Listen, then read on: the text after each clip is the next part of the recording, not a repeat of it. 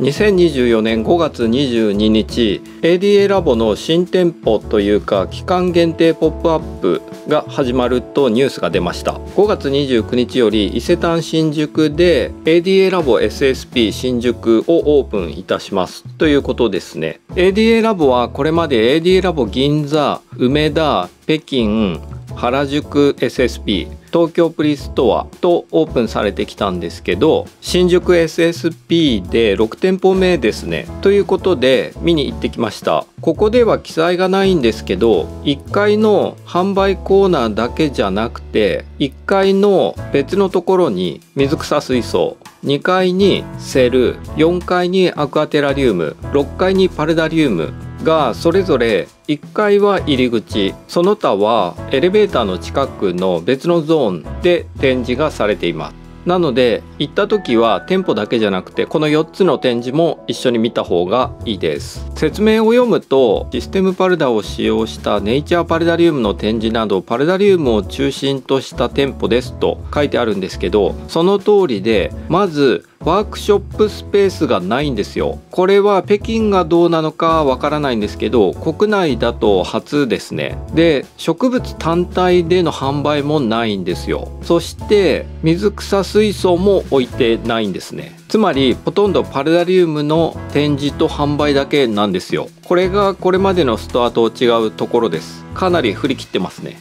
で、それが新宿伊勢丹であるっていうのがポイントで、これも今月のニュースなんですけど、三越伊勢丹ホールディングスの2024年3月期連結業績が過去最高だったと。で、新宿伊勢丹の2025年3月期、次の決算ですね、では4000億円超えの売上予想らしいんですね。つまり百貨店のトップと言ってもいいであろう場所なんですね。百貨店は閉店や買収が続いていて、もう百貨店の時代は終わったというような言説も多く見られたんですけど、新宿伊勢丹は元気らしいんですよね。つまり日本の百貨店で言えば新宿伊勢丹がトップであると言ってもいいような状態ですね。そこで ADA が通常アートなどを展示するスペースも使ってポップアップを展開すると。これまでこの展示スペース何回か見たことあるんですけど、誰々の椅子とか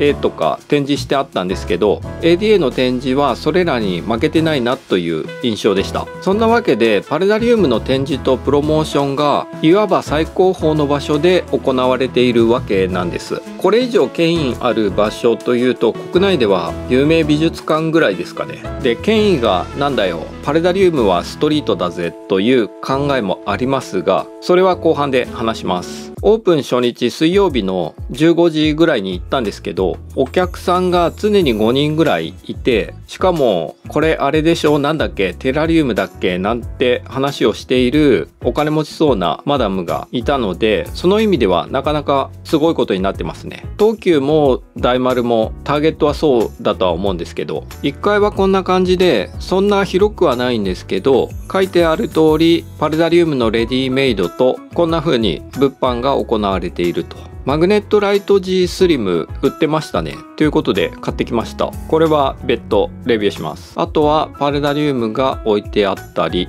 ですね。店舗から5メーターぐらい離れたところにこの展示スペースに水草水槽が展示されています。この水草水槽なんですけど、レイアウトの内容自体としては超ベーシックですよね。何これ新しい挑戦的だみたいなものではないんですよ。なんですけど、これは内容を見てもしょうがなくて全体を見ないといけないですよね。これが新宿伊勢丹で展示スペースに展示されていても成立しているように見えるわけなんです。成立しているっていうのは場において一定の存在感を持って一定の主張をしている、展示として成り立っているという意味です。これが ADA のすごいところで、水草水槽とその周辺機器も合わせて全体で水草水槽のクオリティを押し上げている。この展示のセットがやっぱり見事ですよね。全部もちろん ADA 製品で全ての機器が最高峰のものであると。なので伊勢丹っていういわばブランドの権威みたいなところで展示しても成立しているように見えます。こんなのできるの ADA だけですよね。全部 ADA 製品ですから。で、2階に行くとこのセルが6個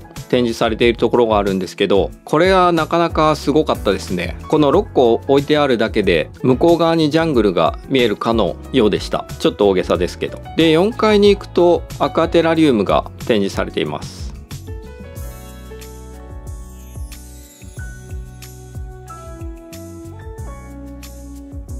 で6階にはパルダリウムがシステムパルダで展示されていると。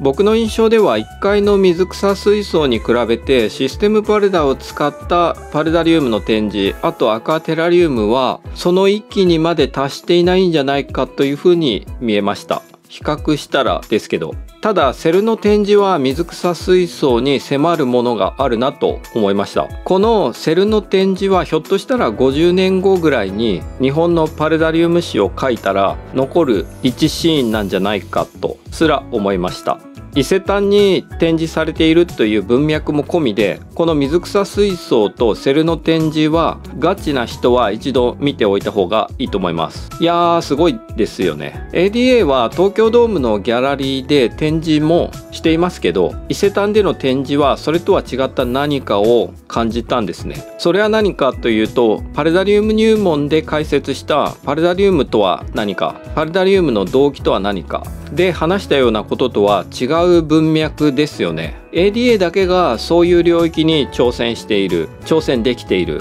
日本では。海外ではこういう動きありますよね。韓国とか中国とかででっかいギャラリーみたいなところでどでかいパルダリウムなり、日本で言えばアクアテラリウムみたいなものを展示して、おそらくラグジュアリー層に販売している。簡単に言えばブランドって話になりますが、伊勢丹だからなんだよとか、ブランド言っても消費社会の行き着いた先の権威をこのインターネット時代に何を今更とか、いやいやパルダリウムはストリートだろうとか、水草水槽のその機器何年も前からあるよとか、そういう考え方もできますけど、水草水槽とパルダリウムがそういう地点に到達できる、それぐらいのクオリティになっている。それはレイアウトの内容ももちろん重要なんですけど、機器も含めて全体で全てを高いクオリティに持っていってこそ可能だと。これは大きな出来事でしょう。そんなわけで ADA ラボ新宿 SSP と展示は、あの草が手に入る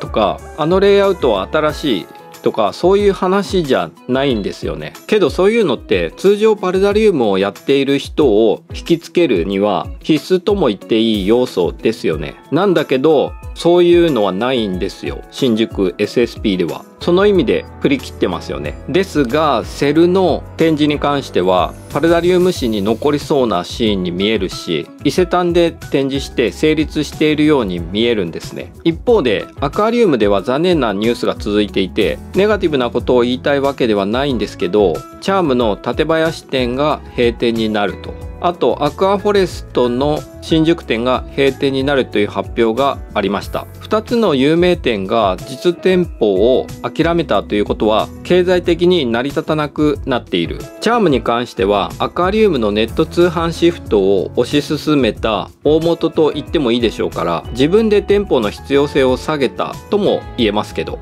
そんな中同じ月に ADA ラボは6店舗目を出店して新領域にチャレンジしていると。これが2024年5月に重なったということで、なかなか時代の転換期を感じますよね。そして ADA ラボがパルダリウムの新しいイメージを作っている。そして ADA が軽く散歩先ぐらいを行っていると。これが新宿 SSP のポイントだと思いました。